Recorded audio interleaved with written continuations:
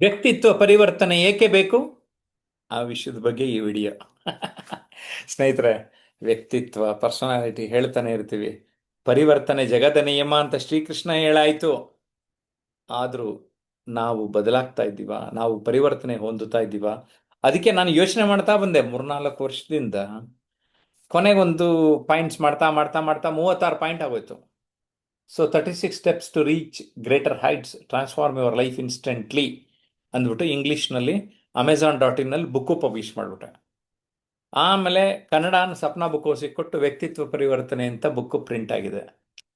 ಅಲ್ಲಿ 36 ಪಾಯಿಂಟ್ ಪುಸ್ತಕ ತಗೊಂಡು ಓದ್ಬಿಟ್ಟು ನನಗೆ ಅದರಲ್ಲಿ ನನ್ನ ಫೋನ್ ನಂಬರ್ ಕೊಟ್ಟಿರ್ತೇನೆ, ಪುಸ್ತಕದಲ್ಲಿ ಕಾಂಟ್ಯಾಕ್ಟ್ ಮಾಡಿ ಹೇಳಿ. ಈಗ ಈ ವಿಡಿಯೋನಲ್ಲಿ ನಮ್ಮ ಆನ್ಲೈನ್ ಕ್ಲಾಸ್ ಸ್ಟೂಡೆಂಟ್ಸ್ನ ಮಾತಾಡಿಸ್ತಾ ಇದ್ದೇನೆ. ಯಾಕೆ ಬೇಕು ವ್ಯಕ್ತಿತ್ವ ಪರಿವರ್ತನೆ? ಹೇಗೋ ಇದ್ದೀವಲ್ಲ, ಬಂದ್ಯಾ ಪುಟ್ಟ ಅಂತ, ಓದ್ಯಾ ಪುಟ್ಟ ಅನ್ನೋರ ಸಂಖ್ಯೆ ಜಾಸ್ತಿ ಇದೆಯಲ್ಲ, ಏನು ಪ್ರಪಂಚದ ಬೇರೆ ವಿಚಾರಗಳ ಬಗ್ಗೆನೇ ಏನೂ ಕಾಳಜಿ ವಹಿಸೋದಿಲ್ಲ. ನೀವ್ಯಾಕೆ ಸರ್ ತಲೆ ಕೆಡಿಸ್ಕೊತೀರ ಅಂತ. ಏನೋ ನಾನು ನನ್ನ ಜೀವನದಲ್ಲಿ ನಮ್ಮ ಸಂಪರ್ಕಕ್ಕೆ ಎಷ್ಟು ಜನ ಬರ್ತಾರೋ ಅಷ್ಟು ಜನನ್ನ ಬಳಸ್ಕೊಳ್ಳೋಣ ಅಂತ. ಶೈಲಜಾ ಟೀಚರ್ ಇದ್ದಾರೆ, ಓಕೆ, ಅವ್ರನ್ನ ಮಾತಾಡಿಸೋಣ. ಈ ವಿಷಯದ ಬಗ್ಗೆ ಏನು ಹೇಳ್ತಾರೆ ಕೇಳೋಣ. Yes Shailaja madam. ನಮಸ್ಕಾರ ಸರ್.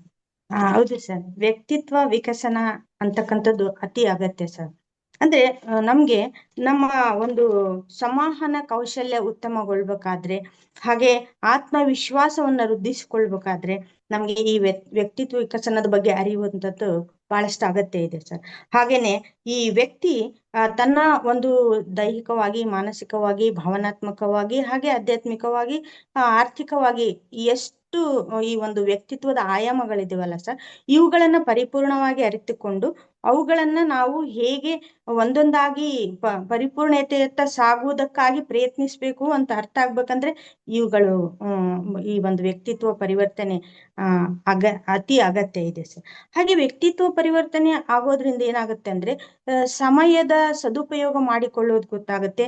ಕಳೆದು ಹೋಗ ನಿನ್ನೆ ಬಗ್ಗೆ ವಿಚಾರ ಮಾಡೋದಕ್ಕಿಂತ, ನಾಳೆ ಬಗ್ಗೆ ವಿಚಾರ ಮಾಡೋದಕ್ಕಿಂತ ಈ ಕ್ಷಣದ ಬಗ್ಗೆ ನಾವ್ ಏನ್ ಫೋಕಸ್ ಮಾಡ್ಬೋದು, ಈ ಕ್ಷಣವನ್ನ ಹೇಗೆ ನಾವು ಗುಣಾತ್ಮಕವಾಗಿ ಕಳಿಬಹುದು ಅನ್ನೋದು ಅರಿವಾಗುತ್ತೆ. ಯಾವ ವ್ಯಕ್ತಿ ಈ ಕ್ಷಣವನ್ನ ಗುಣಾತ್ಮಕವಾಗಿ ಕಳಿಯೋಕ್ ಪ್ರಾರಂಭಿಸ್ತಾನೋ ಹಾಗೆ ಅವ್ರ ಭವಿಷ್ಯ ಕೂಡ ಅರ್ಥಪೂರ್ಣ ಆಗ್ತಾ ಹೋಗುತ್ತೆ. ಹೀಗೆ ಅಲ್ದೇನೆ ಮೊಟ್ಟ ಮೊದಲನೇದಾಗಿ ಶಿಸ್ತು ಸ್ವರ್ಗದ ಮೊದಲ ಮೆಟ್ಲು ಅಂತಾರೆ. ಆ ಶಿಸ್ತಿನ ಅಗತ್ಯ ಏನು ಅನ್ನೋದು ನಮ್ಗೆ ಇಲ್ಲಿ ಗೊತ್ತಾಗುತ್ತೆ ಸರ್.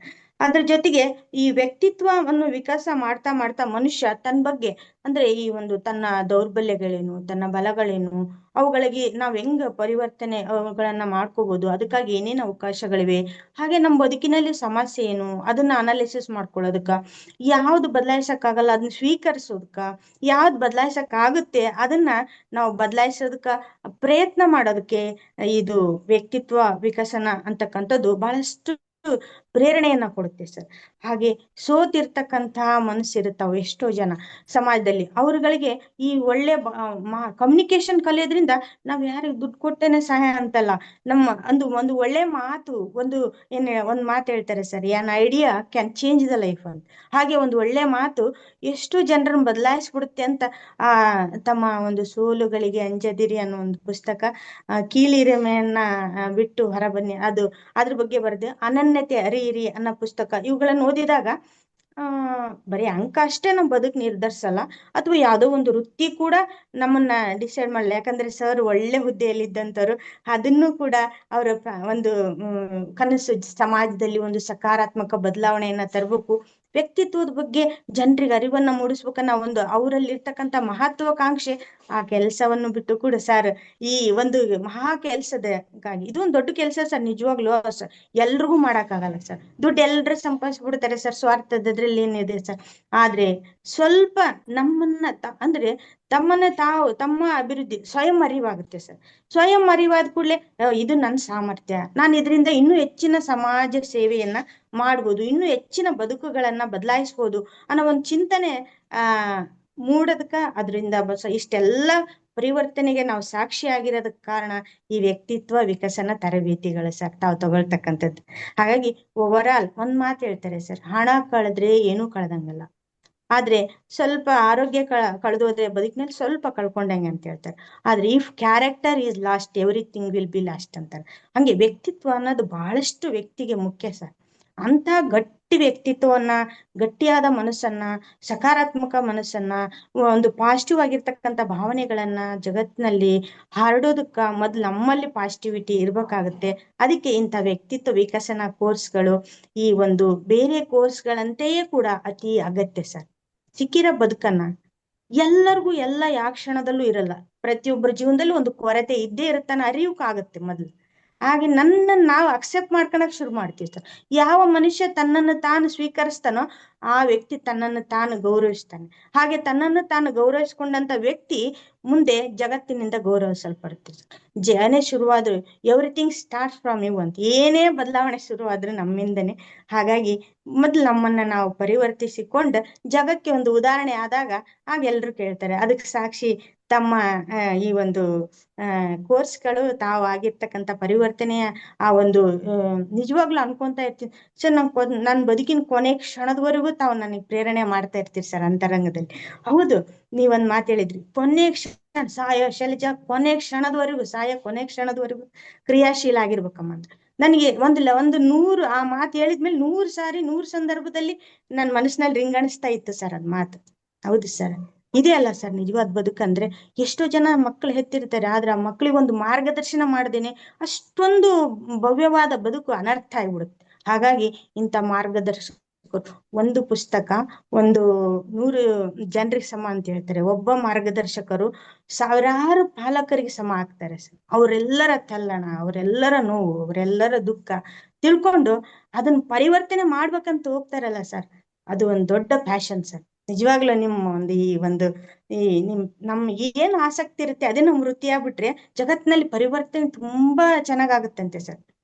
ಅವಾಗ ಹೌದ ನೋಡ್ತಾ ಇರ್ತೀನಿ ಸರ್. ಒಟ್ಟಾರೆ ವ್ಯಕ್ತಿತ್ವ ಅಂದ್ರೆ ಏನು, ಅದ್ರ ವಿಕಾಸ ಅಂದ್ರೆ ಏನು ಅಂತ ನನಗೆ ಅರಿವಾಗಿದ್ದೆ ತಮ್ಮ ಕೋರ್ಸ್ಗಳಿಗೆ ನಾ ಬಂದಿದ್ಮೇಲೆ. ಓದ್ನಾಗಂತೂ ಟಾಪ್ ಇದ್ನೆ ಸರ್, ಆದ್ರೆ ಇದು ನನ್ಗೆ ಗೊತ್ತಿರ್ಲಿಲ್ಲ ಅಷ್ಟೊಂದು. ಚಿಕ್ಕ ವಯಸ್ಸಿಗೆ ಏನಾದ್ರು ನನಗೆ ಇದು ಅರಿವಾಗಿತ್ತಂದ್ರ ಇವಾಗ ಈ ಶೈಲಜ್ ಇನ್ನ ಹೆಂಗಿರ್ತಿದ್ಲೋ ಗೊತ್ತಿಲ್ಲ ಸರ್.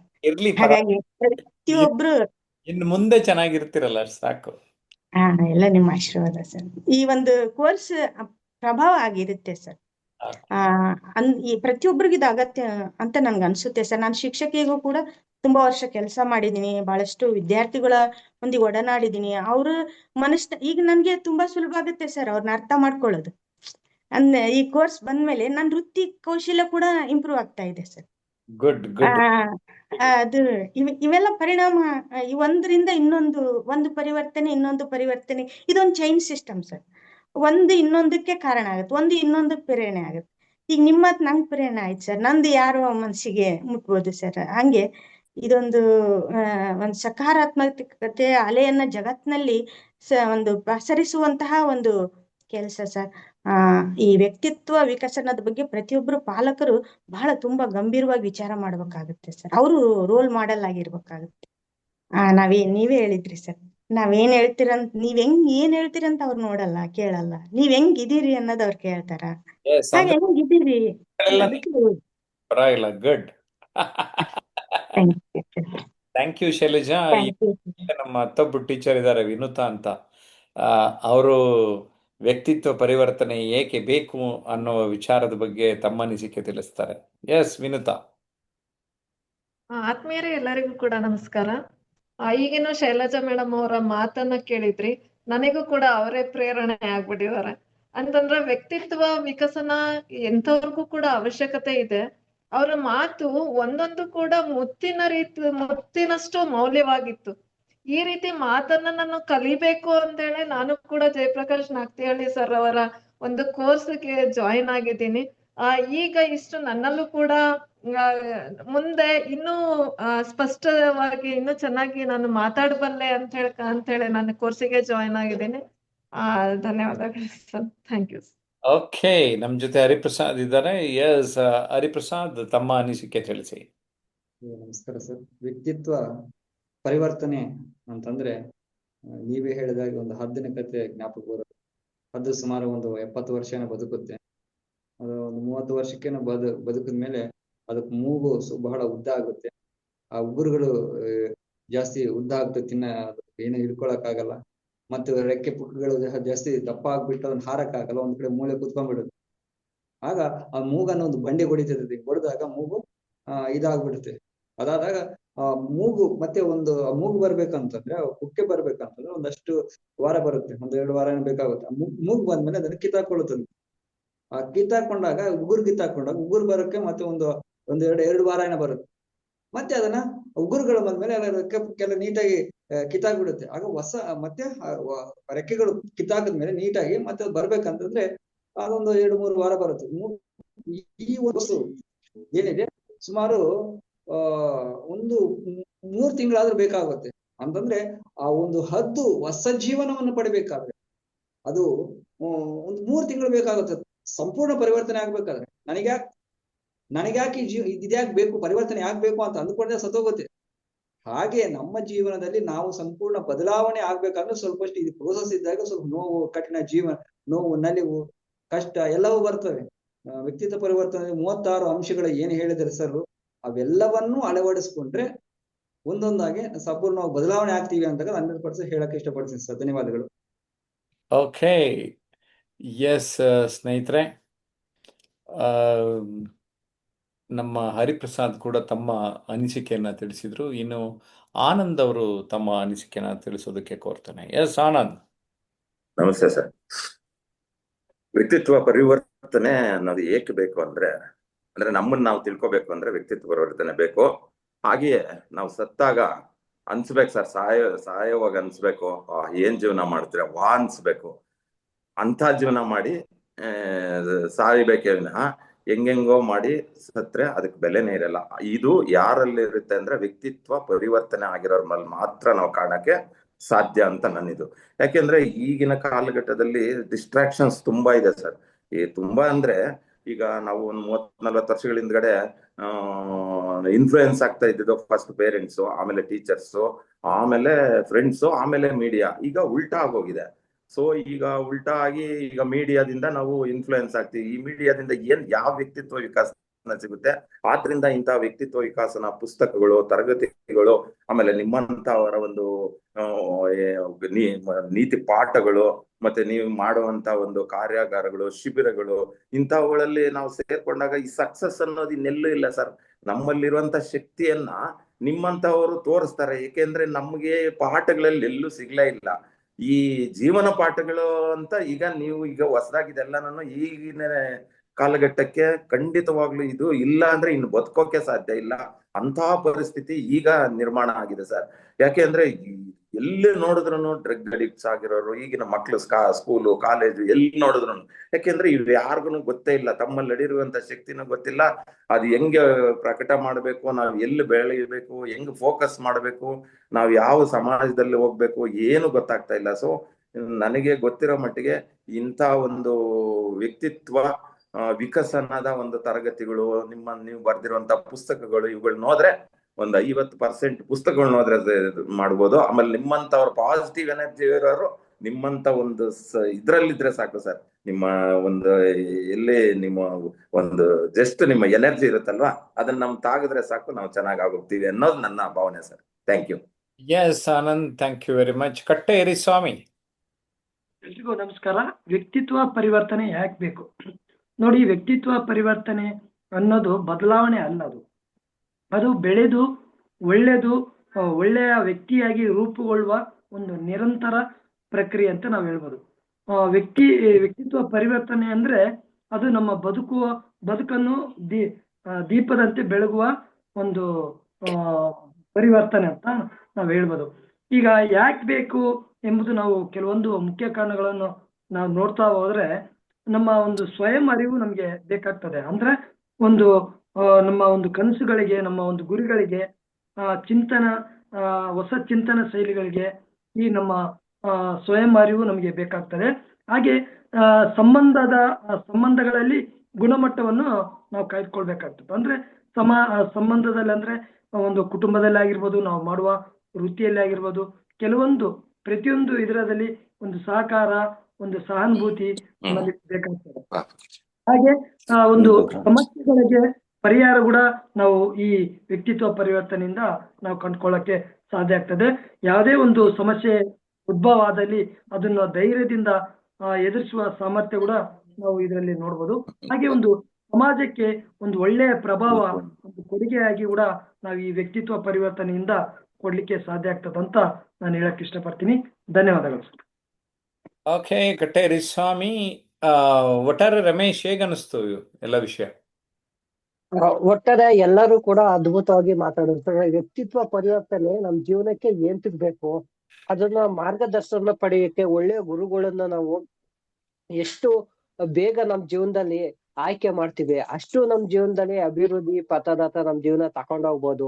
ಮತ್ತೆ ಗುರುಗಳಿಂದ ಅವರಿಂದ ನಾವು ಏನ್ ಕಲಿಬೋದು, ಮತ್ತೆ ಅವರು ನೀಡಿರುವಂತ ಕೃತಿಗಳನ್ನ ನಾವು ಓದೋದ್ರಿಂದ ನಮ್ಗೆ ಏನು ಲಾಭ ಇದೆ, ಒಬ್ಬ ಒಳ್ಳೆ ಗುರು ಒಬ್ಬನ ಶಿಷ್ಯನ ಜೀವನನ ಹೇಗೆ ರೂಪಿಸ್ತಾನೆ ಅನ್ನೋದು ಪ್ರತಿಯೊಂದನ್ನು ಕೂಡ ಕೂಲಂಕುಷವಾಗಿ ವಿವರಿಸಿದ್ರು ಸರ್. ಪ್ರತಿಯೊಬ್ಬರ ಜೀವನದಲ್ಲಿ ಗುರುವಿನ ಗುಲಾಮನ ಆಗುವ ತನಕ ದೊರೆಯದಣ್ಣ ಮುಕ್ಕತಿ ಎಂದಂಗೆ ಒಬ್ಬ ಒಳ್ಳೆ ಗುರುಗಳು ನಮ್ಮ ಜೀವನಕ್ಕೆ ನಾವು ಬರಮಾಡ್ಕೊಟ್ರೆ ನಮ್ ಜೀವನನು ಕೂಡ ತುಂಬಾ ಹಸನಾಗುತ್ತೆ. ಹಸನಾಗೋದ್ರ ಜೊತೆಗೆ ನಮ್ಮ ಕೀರ್ತಿನೂ ಕೂಡ ಮುಂದೆ ಸಮಾಜದಲ್ಲಿ ಎತ್ತರಿಸುತ್ತೆ.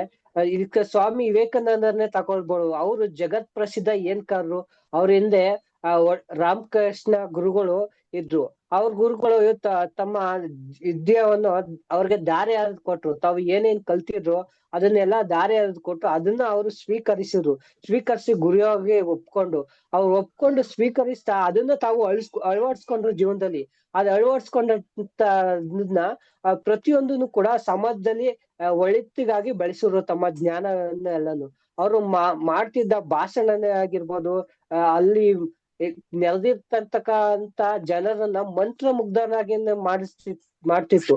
ಮತ್ತೆ ಅವ್ರ ಅಮೆರಿಕದ ಚಿಕಾಗೋ ಸಮ್ಮೇಳನದಲ್ಲಿ ನಡೆದ ಸರ್ವಧರ್ಮ ಸಮ್ಮೇಳನ ಸಭೆಯಲ್ಲಿ ಅವರು ಡಿಯರ್ ಬ್ರದರ್ ಸಿಸ್ಟರ್ ಈ ಒಂದು ಮಾತುಗಳೇ ಕೂಡ ಅವ್ರನ್ನ ಅಮೆರಿಕರನ್ನ ಮಂತ್ರ ಮುಗ್ಧರನ್ನಾಗಿ ಮಾಡಿಸಿದ ಮಾತಿನ ಪ್ರಭಾವ ಏನಿದೆ, ನಮ್ಮ ವ್ಯಕ್ತಿತ್ವ ಪ್ರಭಾವ ಏನಿದೆ, ಅವರು ಯಾವಾಗ್ಲೂ ಒಂದು ಮಾತನ್ನ ಹೇಳ್ತಿದ್ರು, ಧೈರ್ಯವೇ ಜೀವನ ಅನ್ನೋ ಮಾತನ್ನ ಹೇಳ್ತಿದ್ರು. ಒಬ್ಬ ವ್ಯಕ್ತಿ ಏನೇ ಅಲ್ಲಿ ಜೀವನದಲ್ಲಿ ಸಾಧನೆ ಮಾಡ್ಬೇಕು ಅಂದ್ರೆ ಧೈರ್ಯವನ್ನು ಇರ್ಬೇಕು, ಮತ್ತೆ ಅವನಲ್ಲಿ ಚಾರಿತ್ರ್ಯ ಅನ್ನೋದು ತುಂಬಾ ಇಂಪಾರ್ಟೆಂಟ್ ಆಗುತ್ತೆ ಅನ್ನೋದನ್ನ ಹೇಳ್ತಿದ್ರು. ಈಗ ನಾವು ಕೆಲವೊಂದು ಮರಗಳನ್ನು ಕೂಡ ಎಕ್ಸಾಂಪಲ್ ಆಗಿ ನೋಡ್ಬೋದು. ನುಗ್ಗೆ ಮರನ ನಾವು ನೆಟ್ಟಾಗ ಅದು ನಾವು ಎಷ್ಟೇ ನೀರ್ ಹಾಕಿ ಬೆಳೆಸ್ಲಿ, ಅದು ಗಾಳಿ ಬಂದಾಗ ತೇರುತ್ತೆ ಜಾಸ್ತಿ. ಅದೇ ತರ ಒಂದು ಆಲದ ಸಸಿನ ನೆಟ್ಟಾಗ ಆಲದ ಮರ ತನ್ನ ಬೇರ್ಗಳನ್ನ ಭೂಮಿಲಿ ಗಟ್ಟಿಯಾಗಿ ಊರೋದ್ರಿಂದ ಅದು ಎಂತ ಚಳಿ ಗಾಳಿಗೆ ಅಲ್ಲಿ ಏನ್ಕೆ ಅಲ್ಲಿ ಬಂದು ಕೂಡ ಅದು ಸ್ಟೇಬಲ್ ಆಗಿ ನಿಂತ್ಕೊಳ್ಳುತ್ತೆ. ಹಾಗೆ ನಮ್ಮ ವ್ಯಕ್ತಿತ್ವದಲ್ಲಿ ನಾವು ನಮ್ಮಲ್ಲಿ ಇರುವ ನ್ಯೂನತೆಗಳನ್ನೆಲ್ಲ ನಾವು ಕಡಿಮೆ ಮಾಡ್ತಾ ನಾವು ಗುರುಗಳ ಮಾರ್ಗದರ್ಶನ ಪಡೆದು ಆದಷ್ಟು ಬೇಗ ನಾವು ಎಲ್ಲಿವರೆಗೂ ನಾವು ನಮ್ಮ ಎಲ್ಲಿರುವಂತ ನೆಗೆಟಿವ್ ನಾವು ತಗೊಳ್ದು ಹಾಕಲ್ಲ, ಅಲ್ಲಿವರೆಗೂ ಕೂಡ ನಮ್ ಜೀವನದಲ್ಲಿ ಸಮಸ್ಯೆಗಳು ಬರ್ತಾ ಇರ್ತವೆ. ಗುರುಗಳ ಮಾರ್ಗದರ್ಶನ ಪಡಿತಾ ಸಮಸ್ಯೆ ಅನ್ನೋದು ಕಾಲಕ್ರಮಣ ಕಡಿಮೆ ಆಗುತ್ತೆ. ಆದ್ರಿಂದ ಪ್ರತಿಯೊಬ್ರು ಕೂಡ ಜೀವನದಲ್ಲಿ ವ್ಯಕ್ತಿತ್ವ ಪರಿವರ್ತನೆಗೆ ಇವತ್ತಿನ ದಿನದಲ್ಲಿ ಒತ್ತು ಕೊಡ್ಬೇಕು. ವ್ಯಕ್ತಿತ್ವ ಪರಿವರ್ತನೆ ನಾವು ಆಗ್ಬೇಕು, ನಮ್ಮ ಮಕ್ಳಿಗೂ ಕೂಡ ವ್ಯಕ್ತಿತ್ವ ಪರಿವರ್ತನೆ ಆಗಕ್ಕೆ ಸಹಾಯ ಮಾಡ್ಬೇಕು. ನಮ್ಮ ಸಮಾಜದಲ್ಲಿ ಇರುವಂತ ನಮ್ಮ ಸ್ನೇಹಿತರಿಗೂ ಕೂಡ ನಾವು ಬದಲಾಗಕ್ಕೆ ಅವಕಾಶ ಮಾಡ್ಕೊಡ್ಬೇಕು ಅಂತ.